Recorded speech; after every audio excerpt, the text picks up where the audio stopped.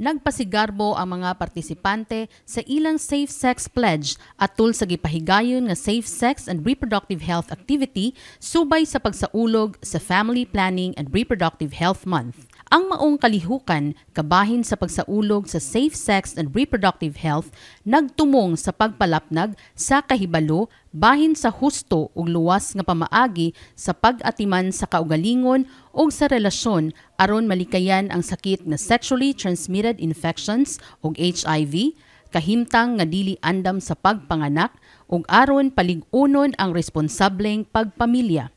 Sa kalihukan, gipakita ang suporta sa mga kabatan-unan ug mga sektor sa komunidad pinaagi sa aktibong partisipasyon sa kompetisyon sa Safe Sex Pledge Challenge. Gihatagan og pasidungog ang mga mananaog niini isip pag-ila sa kaalam ug abilidad sa pagpakita sa kahinungdanon sa responsible sexuality. Gipahigayon sa lokal nga pangangamhanan ang maong aktibidad uban sa Safe Sex Pledge Challenge Awarding Ceremony ni adtong Agosto 29, 2025 sa Pure Gold Events Ground. Gitambungan kini sa atong mayor sa Dakbayan, Honorable John T. Raymond Jr., uban ni Vice Mayor Rusmar Ayan Tihing nga maoy nangulo sa pagsulat sa Safe Sex Pledge Wall.